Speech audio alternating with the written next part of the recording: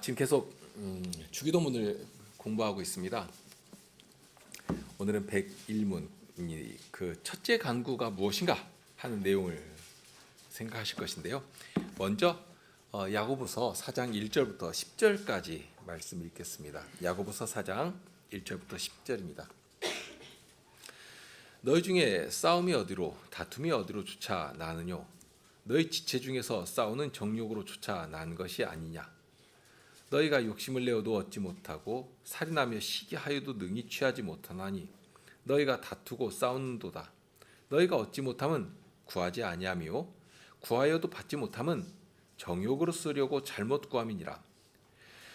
가늠하는 여자들이여, 세상과 벗되는 것이 하나님의 원수임을 알지 못하느뇨?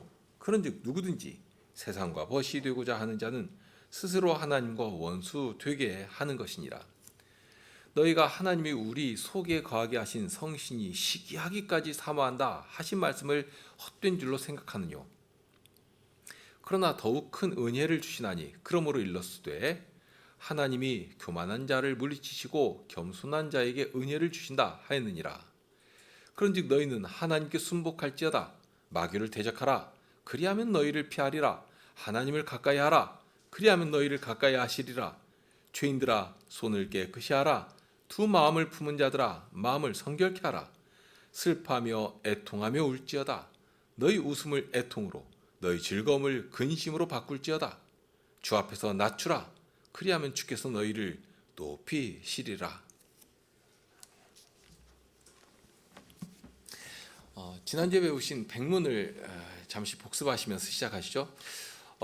예수님께서는 기도를 가르쳐 주실 때 가장 먼저 우리의 기도를 들으시는 분이 누구시냐 하는 것을 생각하고 마음에 담고 바로 우리의 기도를 들으시는 그분의 이름을 부르면서 기도를 시작하도록 하셨습니다.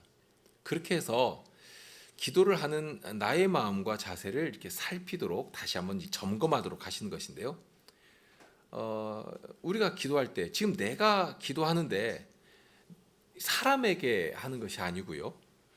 또 눈이 있어도 보지 못하고 귀가 있어도 듣지 못하는 그런 우상신에게 하는 것이 아니지 않습니까? 지금도 사시고 참되신 하나님, 우리를 사랑하시기 때문에 당신 앞에 언제라도 나오기를 바라고 기대하시는 그 하나님께 기도하는 것입니다. 바로 그 사실을 분명히 고백하면서 기도를 시작하도록 하십니다. 하늘에 계신 우리 아버지인데요. 이 간단한 표현에서 얼마나 따뜻한 마음을 가지고 우리 아버지께 기도하도록 하신 것인가. 정말 친근히 하나님의 이름을 부르면서 기도를 시작하도록 하십니다. 우리의 기도를 들으시는 분은 우리 아버지이십니다. 자, 이 부분에서 예수님의 말씀이 떠오르는데요. 마태복음 7장 11절 말씀이죠. 너희가 악한 자라도 좋은 것으로 자식에게 줄 알거든 하물며 하늘에 계신 너희 아버지께서 구한 자에게 좋은 것으로 주시지 않겠느냐 하는, 우리 아버지께서는 구하는 자에게 좋은 것으로 주시는 분이십니다. 다만 거기 구하는 자이죠. 구하는 자에게입니다. 야고보서 오늘 4장을 읽었는데요. 그 2절에 우리가 어떻게 구해야 할 것인가 하는 것을 가르치신 말씀이 있습니다. 너희가 욕심을 내어도 얻지 못하고 살인하며 시기하여도 능히 취하지 못하느니 너희가 다투고 싸우는도다. 너희가 얻지 못하면 구하지 아니하며 하시거든요. 왜 얻지 못하느냐? 구하지 않기 때문이다 하고 하십니다. 그러니까 한두 번 기도해 놓고서는 자칫 이만하면 기도 꽤 많이 했는데 하고 착각하거나, 또는 하나님께서 내가 구한 그 간구의 내용을, 그 기도를 어떻게 들어주실까? 거기에 대해서 확인하는 것도 없고 관심도 없이 잊어버리고 한다면 그런 기도를 하나님께서 받으시리라 기대하면 안 될 것입니다. 뿐만 아니라 3절에는 이런 말씀으로 이어지는데요. 구하여도 받지 못함은 정욕으로 쓰려고 잘못 구함이니라. 그러니까 구하여도 받지 못하는 이유가 또 있다 하고 알려주십니다. 무엇 때문에 못 받느냐? 정욕으로 쓰려고 잘못 구하기 때문이다 하고 알려주십니다. 지난주에도 생각했지만 마태복음 6장 31절 32절 말씀이죠. 그러므로 염려하여 이르기를 무엇을 마실까 무엇을 먹을까 무엇을 마실까 무엇을 입을까 하지 말라. 이는 다 이방인들이 구하는 것이라. 너희 천부께서 이 모든 것이 너희에게 있어야 할 줄을 아시느니라 했습니다. 그러면서 그 다음에 구해야 할 것이 있다. 이거 구해라 하고 말씀하시는 내용이 이어지는데요. 먼저 구하라고 하신 말씀이 있는데 너희는 먼저 그의 나라와 그의 의를 구하라 하고 하셨습니다. 그러니까 먼저 구해야 할 것이 있다. 이것부터 구해라 하고 알려주신 것입니다. 이 먼저 구하라고 하는 이 말씀은 가장 중요한 것이 바로 이것이다. 이것부터 구해라 하는 말씀입니다.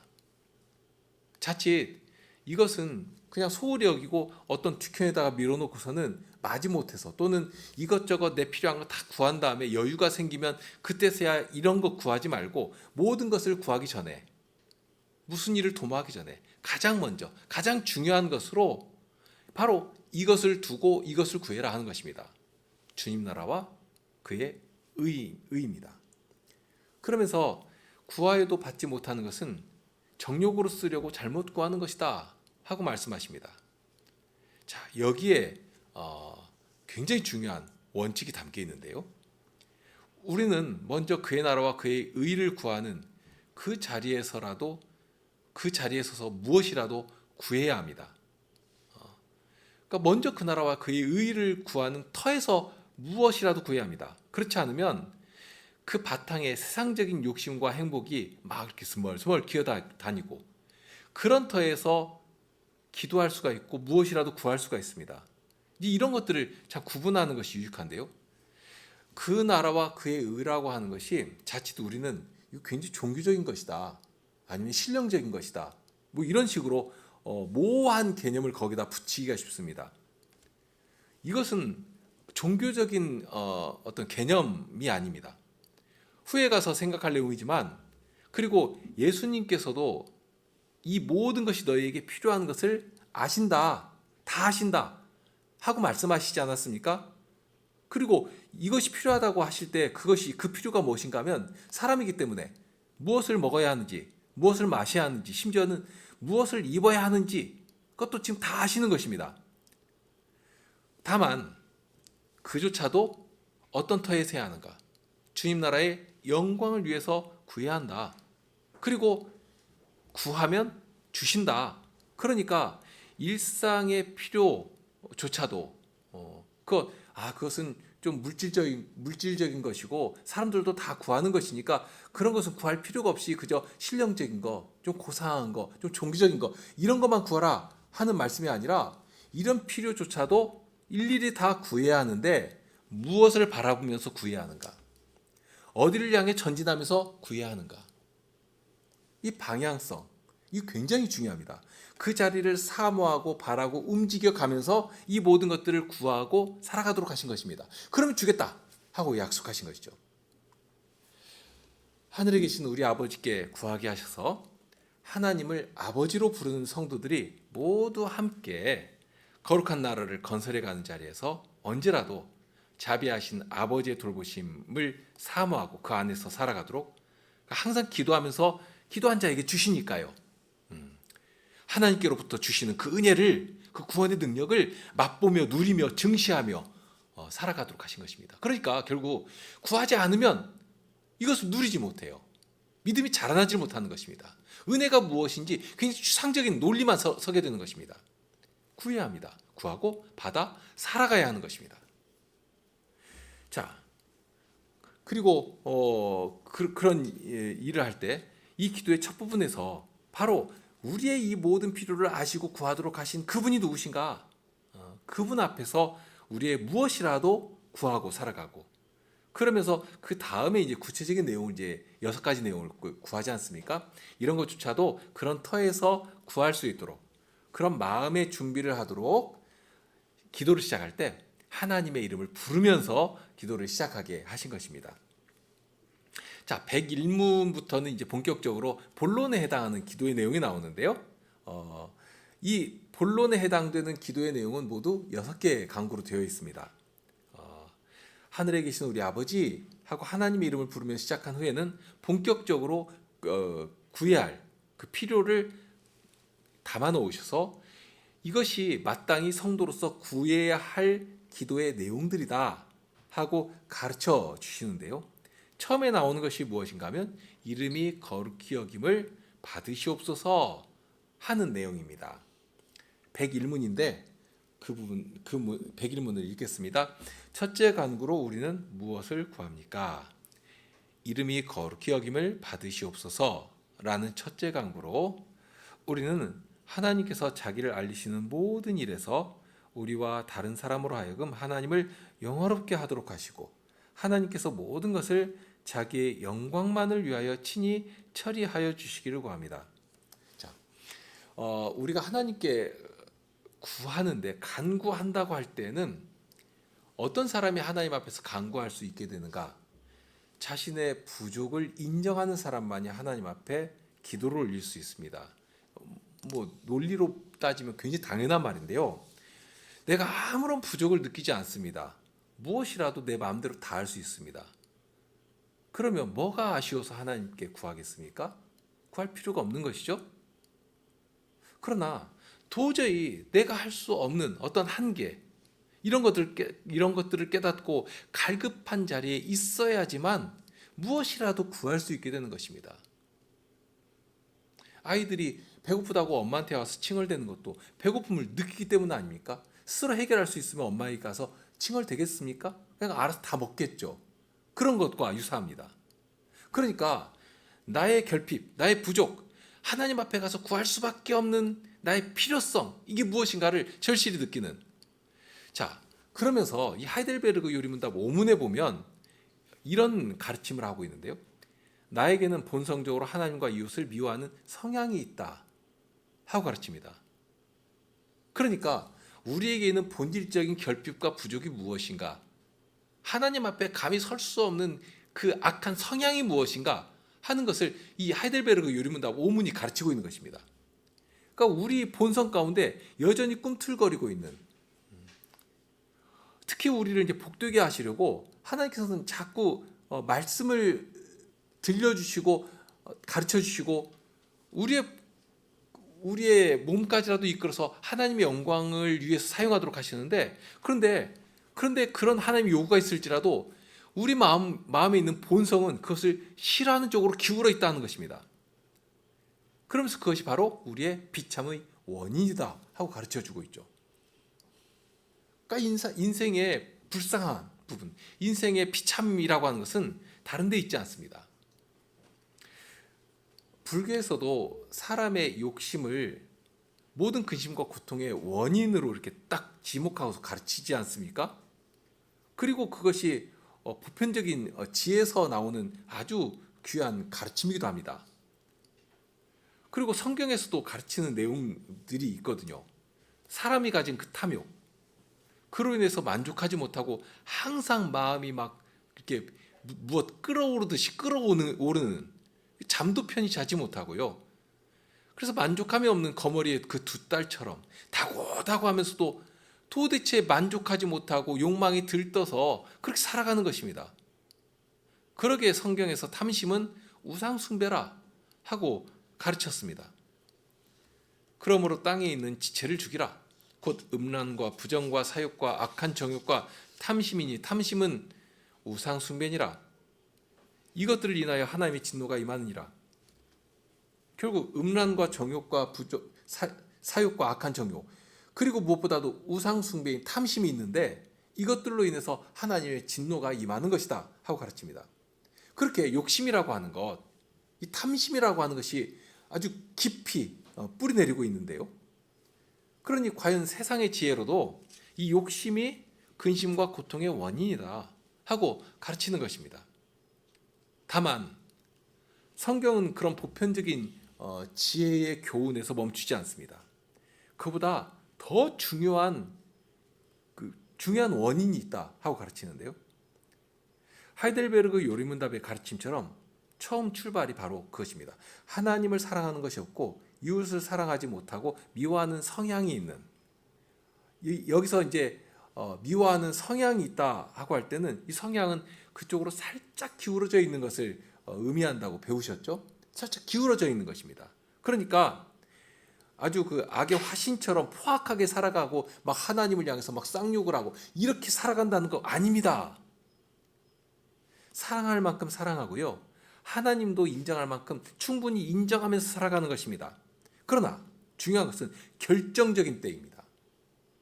예를 들면 예수님 앞에 영생의 길이 어디 있습니까? 하고 와서 물었던 부자 청년 있지 않습니까? 영생의 길이 어디 있는지 예수님 앞에까지 와서 예수님께 물었는데요. 그런 청년을 귀히 여기시고 예수님께서 아주 친절하게 다 가르쳐 주셨습니다.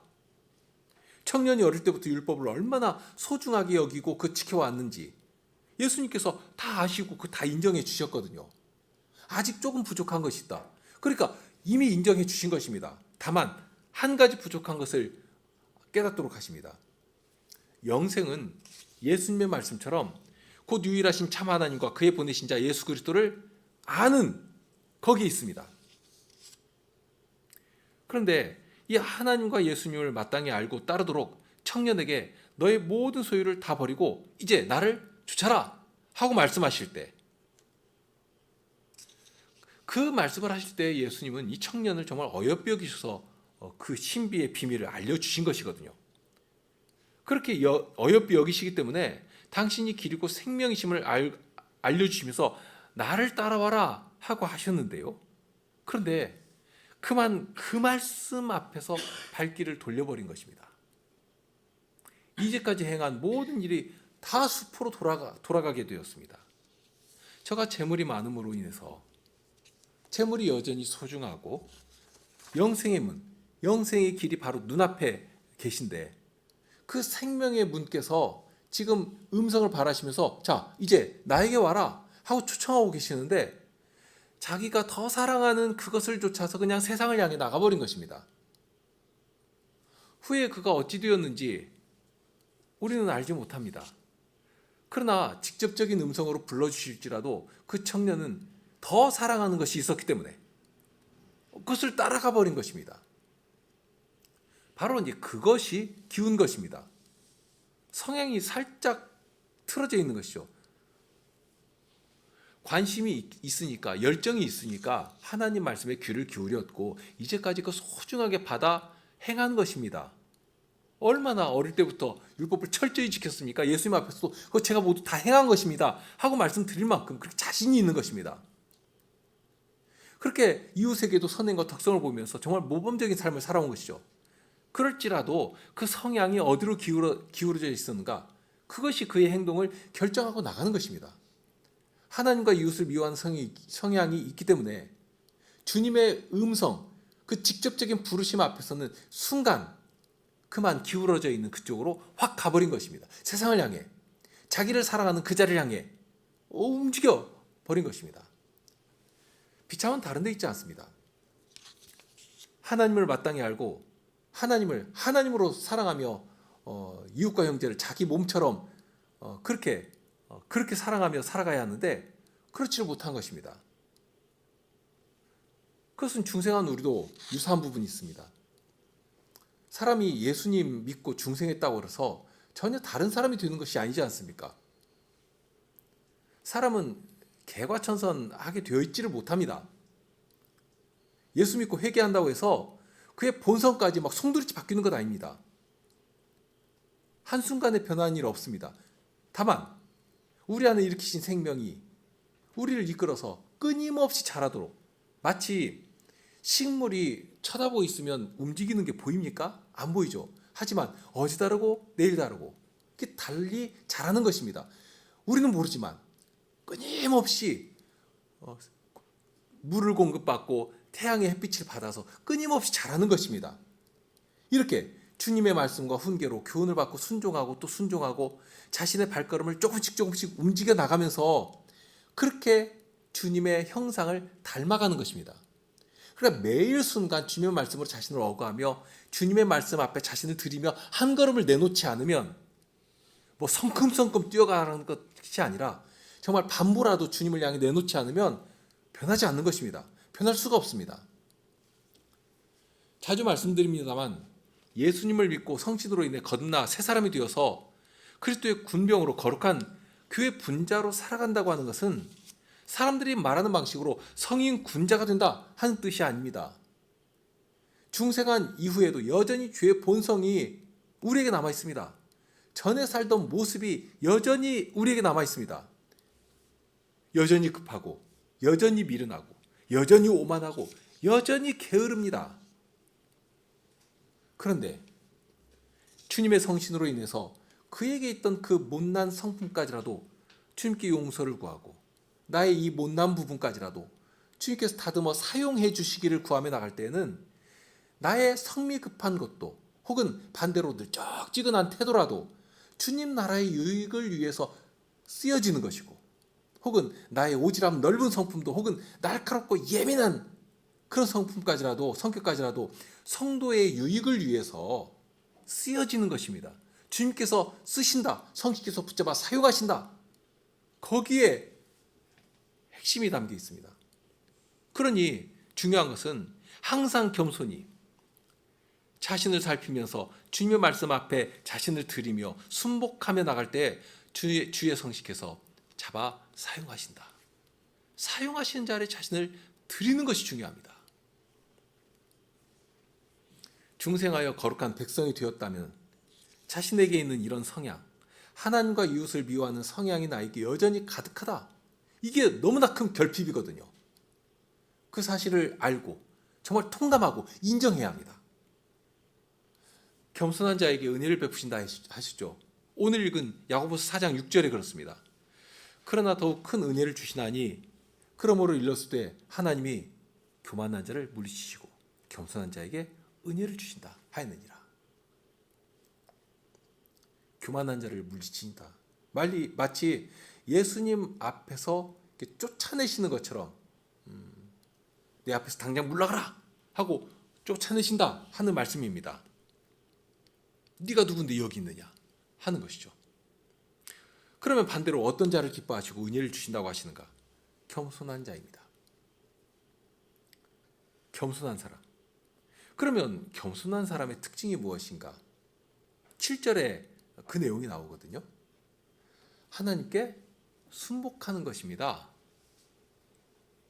하나님의 말씀 앞에 자기 주장하는 것 없이 아주 기쁘게 엎드리는 것입니다.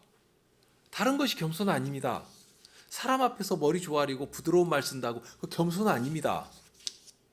사람들은 항상 자기를 높이려고 하는 본성이 가득합니다. 그렇기 때문에 어떤 때는 사람 가려가면서 머리도 조아리고 혹은 사람 가려가면서 거만하게 굴고 하는 그런 일들도 우리가 흔히 보지 않습니까? 특별히 어떤 이익이 개입이 되면 평소에는 그렇게 부드럽고 겸손한 사람도 어떻게 그렇게 사나워지는지 정말 깜짝깜짝 놀라는 일들이 한두 번이 아닙니다. 겸손은 하나님께 순복하는 것입니다. 그런즉 너희는 하나님께 순복할지어다 마귀를 대적하라 그리하면 너희를 피하리라. 하나님께 순복하는 것이고 마귀를 대적하는 것입니다. 마귀를 대적하는 힘은 하나님의 말씀을 알아 기쁨으로 순종하는 데서 나옵니다.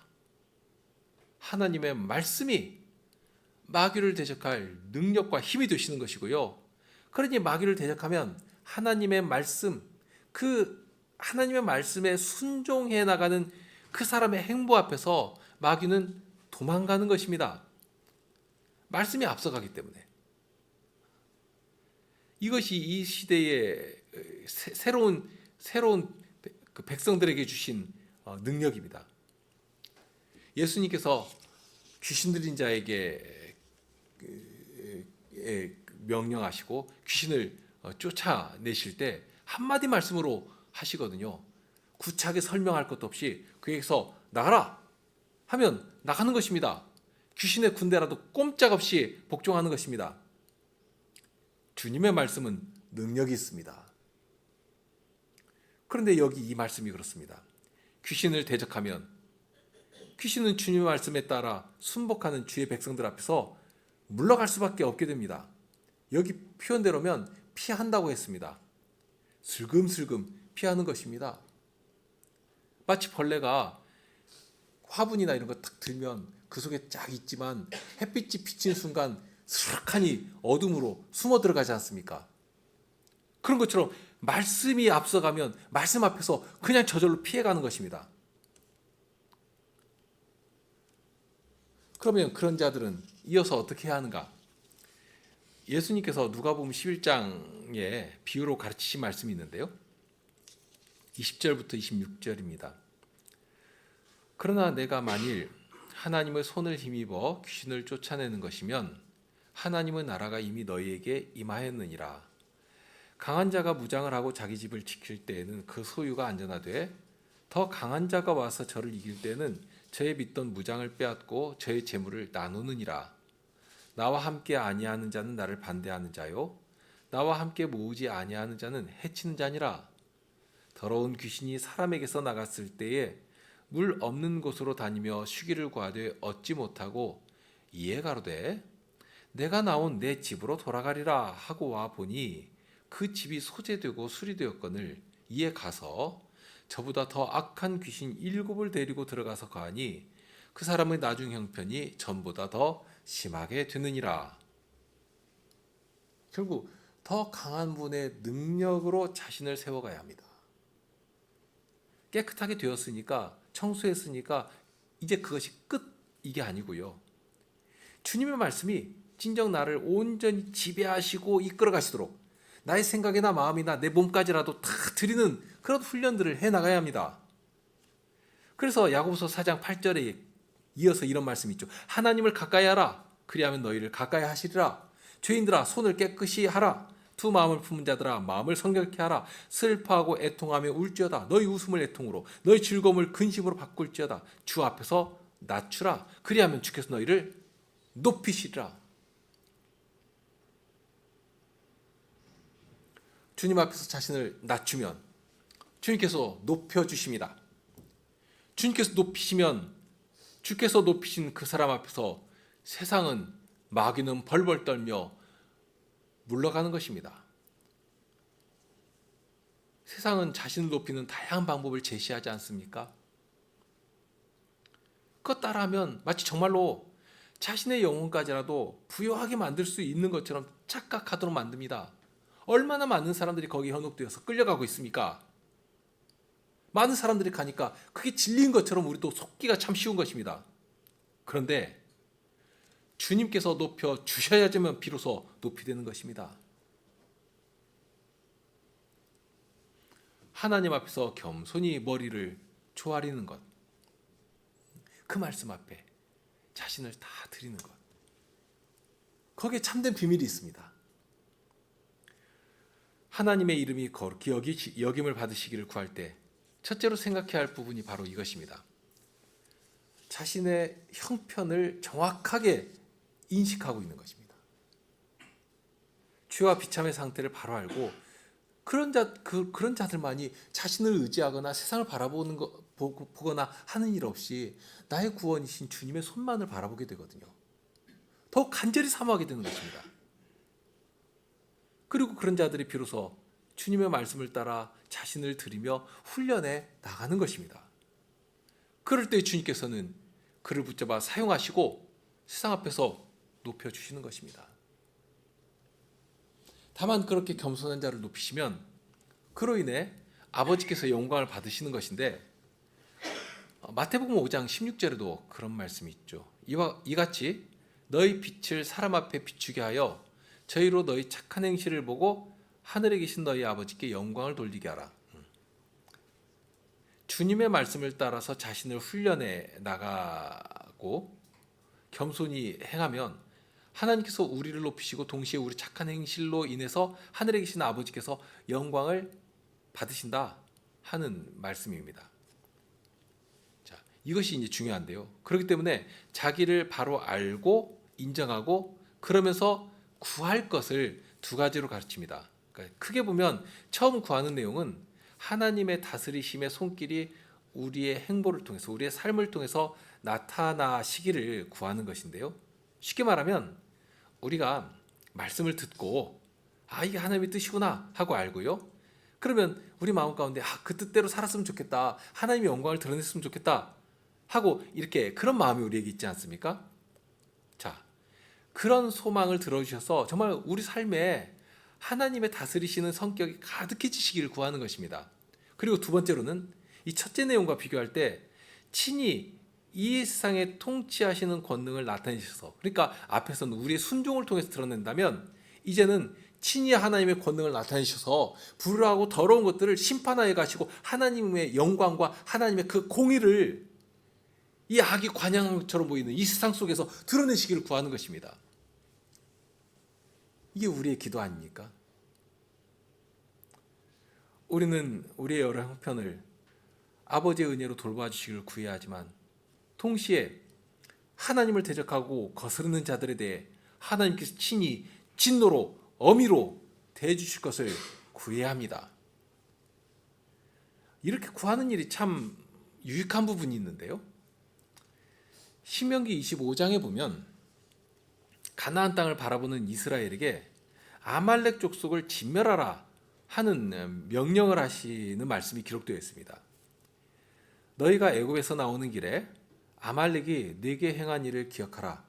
곧 그들이 하나님을 두려워하지 아니하고 너를 길에서 만나 너의 피곤함을 타서 내 뒤에 떨어진 약한 자를 쳤느니라. 그러므로 내 하나님 여호와께서 네게 주어 기업으로 얻게 하시는 땅에서 내 하나님 여호와께서 너로 사면에 있는 모든 대적을 벗어나게 하시고 네게 안식을 주실 때에 너는 아말렉의 이름을 천하에서 도말할지니라. 너는 잊지 말지니라. 굉장히 강한 명령을 하시죠. 자, 이러한 하나님의 명령을 받았을 때 이스라엘이 생각해야 할 두 가지 사실이 있습니다. 첫째는 하나님께서 약속하신 언약의 땅을 거룩하게 구별하는 책임을 지금 누가 감당하도록 하신 것인가 하면 가나안 땅에 들어간 이스라엘 백성들이 직접 감당하도록 하신 것입니다. 그러니까 하나님의 언약의 성취를 위해서 자신의 삶을 거기 드리도록 하시는 것이죠. 그러니까 순종해서 아말렉을 도말해야 합니다. 온전히 하나님의 군병으로 자신을 들여서 쓰시도록 하는 것입니다. 동시에 그렇게 할 때 생각되는 것이 있는데 그것은 이스라엘이 진멸해야 할 만큼 저들의 죄가 차고 넘쳤다는 것입니다. 그러니까 결국 저들은 저들의 죄 때문에 지금 심판받아 망하는 것입니다. 마치 아브라함에게 아무리 족속의 죄가 관영할 때까지 가나안 땅을 400년간 유예시키도록 기다리도록 하신 것이고, 그런데 이제는 때가 되어서 그 땅의 죄가 관영하고 거기에 있는 자들을 이 거룩한 구별된 땅에서 토해낼 수밖에 없기까지 그렇게 되어버린 것입니다. 자, 그런 때에 심판의 도구로 이스라엘을 사용하셔서 저들을 치도록 하십니다. 쫓아내도록 하십니다. 그러면 그런 때 이스라엘은 진정 두려움 가운데 그 일을 순종해야 합니다. 주님의 엄위하심이 얼마나 크신가, 죄를 향하신 진노가 얼마나 이 불같이 두려우신 것인가. 소돔과 고모라를 진멸하실 때는 불과 유황불로 하셨거든요. 진정 온 땅이 두려워 떨 만큼 그렇게 진노로 심판하셨습니다. 그런데 지금은 하나님께서 유황불이 아니라 이스라엘을 당신의 심판의 도구로 사용하셔서 하나님의 엄위하심을 나타내고 있다는 것입니다. 그런 사실을 알고 이스라엘 자신들은 진정 두려워 떨면서 그 일을 해야 합니다. 이제 이 땅 차지하니까 좋다 하고 사는 것이 아니라 하나님의 죄에 대한 진노, 불에 대한 하나님의 심판, 이게 얼마나 두려운 것인가. 그 일의 도구로 쓰여지는 자신들인 만큼 눈으로 보고 있지 않습니까? 하나님 앞에서 죄인들은 이렇게 진멸되는 것이구나 하는 것을 알고 해야 되는 것입니다. 자, 우리는 기도할 때에 자칫 이러한 부분을 망각하기가 쉽습니다. 시인은 자주자주 악인들을 향해 하나님의 진노의 심판을 내려주실 것을 구했습니다. 59편 12절 13절에 보면 저희 입술의 말은 곧 그 입의 죄라. 저희의 죄와 저주와 거짓말을 인하여 저희로 그 교만한 중에서 사로잡히게 하소서. 진노하심으로 소멸하시되 없기까지 소멸하사 하나님이 야곱 중에 다스리심을 땅끝까지 알게 하소서. 그러니까 진노하심으로 소멸하시는데 그 없기까지 찾아 그냥 일일이 하나하나 다 찾아서 소멸해 주시기를 기도했습니다. 하나님의 어미로우심이 신자들의 마음에 항상 사무치도록 있는 것입니다. 하나님께서 죄와 불의를 얼마나 미워하시는가? 죄인들을 향하신 진노하심이 어떻게 크신 것인가? 신자들은 아는 것입니다. 그러니 동일한 마음으로 하나님께 기도하여서 하나님께서 친히 당신의 다스리심을, 그 어미하심을 이 땅에 펼쳐내시기를 구하는 것입니다. 나만 어떻게 은혜 가운데 평안히 잘 살고 그렇게 많은 것이 아니라 주님의 의로우심을 나타내셔서 우리가 살아가는 이 땅, 하나님의 피조세계인 이 땅에 하나님을 대적하는 모든 악과 죄를 멸하여 없기까지 찾아 소멸하시기를 구하는 것입니다. 참으로 불화하고 악한 이 세상 속에서 그러한 불의를 보면서 우리의 이 아픈 마음으로 얼마나 고통스럽고 괴롭습니까? 그런 마음으로 하나님께 나아가서 저런 더러운 죄를, 저런 악한 죄를 멸하시고 주님의 사랑과 주님 나라의 선하심이 이 땅에 가득해지시기까지 그렇게 심판하여 가시기를 구하는 것입니다. 그런 기도를 하는 것이 합당합니다. 합당한데 그렇게 했다면 그런 기도를 하는 나의 마음에 그러한 죄에 대해서, 그러한 악에 대해서 어떠한 심정이 자연스럽게 일어나겠습니까? 그렇게 죄를 향해서 하나님께 친히 진노로 대해 주시기를 기도했다면, 그런 기도를 자주자주 진심 가운데 한다면, 그러면 혹시라도 악한 꾀나 죄인의 길에 내가 나를 들이며 살아갈 수 있겠는가? 저들과 함께 죄를 먹고 마시면서 아주 즐거움 가운데 살아갈 수 있겠는가? 그럴 수가 없는 것입니다. 심히 두렵고 송구한 마음에 죄의 자리를 피하는 것이고, 오만한 자의 자리에서 일어나 주를 경외한 자리로 자기 발걸음을 옮기게 되는 것입니다. 하나님께서 기뻐하시는 겸손으로 성도를 섬기는 그런 자리를 향해 움직여 나가게 되는 것입니다. 그렇게 성도들과 함께 나도 주님의 뜻을, 예수님의 말씀처럼 우리의 선한 행실을 보고 하나님께서 영광을 받으시도록 그렇게 어찌하든지 나를 그 말씀 앞에 살피며 드리며 살아가게 되는 것입니다. 이런 기도를 하는 일이 참으로 유익합니다. 죄에 대해서 진노하시기를. 이러한 기도를 통해서 그렇게 하나님께서 존귀하게 되시고 구원하시는 일들이 온전히 이루어지시고, 더불어 죄와 악에 대해서는 엄위하신 손길로 심판하시면서 그렇게 주님의 이름이 거룩하게 여겨지시기를, 주님의 이름이 거룩하게 여겨지시기를 구해야 할 것입니다. 우리 함께 찬송하실까요?